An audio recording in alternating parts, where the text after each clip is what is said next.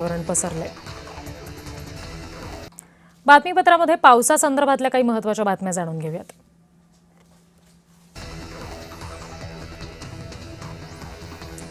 वर्धा जिल्ह्याला हवामान विभागानं येलो अलर्ट दिलेला आहे। पुढील 24 तास जोरदार पावसाचा इशारा देण्यात आलाय। अनावश्यक प्रवास टाळा, नदी नाल्यांपासून दूर राहा अशा सूचना गावकऱ्यांना स्थानिक प्रशासनाकडून दिल्या गेल्यात।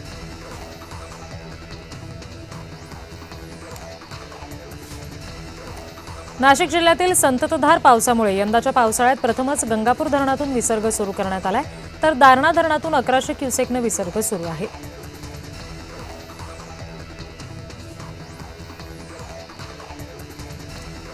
सांगलीच्या कृष्णा नदीच्या पाणी पातळीमध्ये पुन्हा एकदा वाढ झाल्याची नोंद करण्यात आली आहे। गेल्या 2 दिवसापासून मुसळधार पाऊस सुरू आहे, त्यामुळे पाणी पातळीमध्ये सतत वाढ होतीये।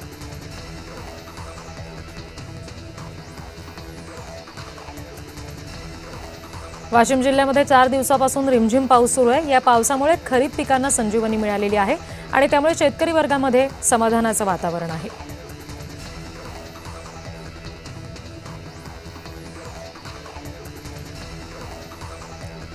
पुण्यामध्ये पावसाचा जोर वाढलाय, त्यामुळे वाहतुकीवर सुद्धा परिणाम झालेला आहे। भर पावसात अँब्युलन्स रुग्णवाहिका ही वाहतूक कोंडीमध्ये अडकल्याची घटना घडली होती।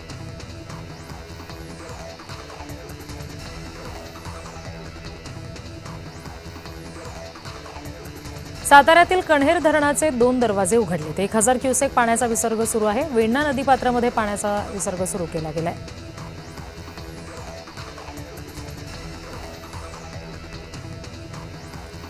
मुंबईला पावसाचा ऑरेंज अलर्ट देण्यात आलेला आहे। पुढील काही तास मुंबईसाठी महत्त्वाचे आहेत।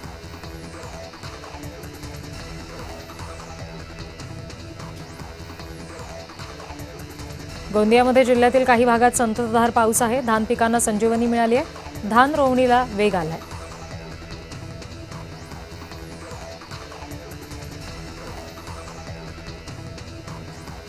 पुण्यातील पाणलोट क्षेत्रामध्ये मुसळधार पाऊस सुरू आहे। खडकवासला धरण 73% भरलंय। नदीपात्रात नागरिकांनी उतरू नये असा इशारा प्रशासनाकडून दिला गेलेला आहे।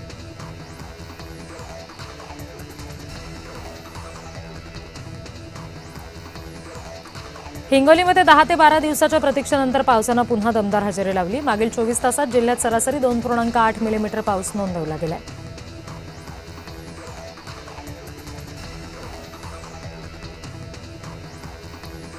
पुणे घाटमाथ्यावर पावसाचा रेड अलर्ट दिला गेलाय। घाटमाथा आणि धरण परिसरातील नागरिकांना प्रशासनाकडून खबरदारी घेण्याच्या सूचना दिल्या गेल्यात।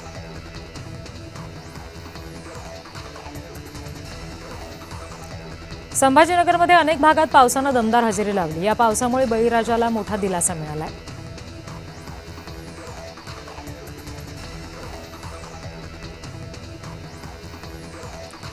मुंबईला पाणी पुरवणारं तांचा धरण ओसंडून वाहत आहे। धरणाचे दरवाजे उघडले गेलेत।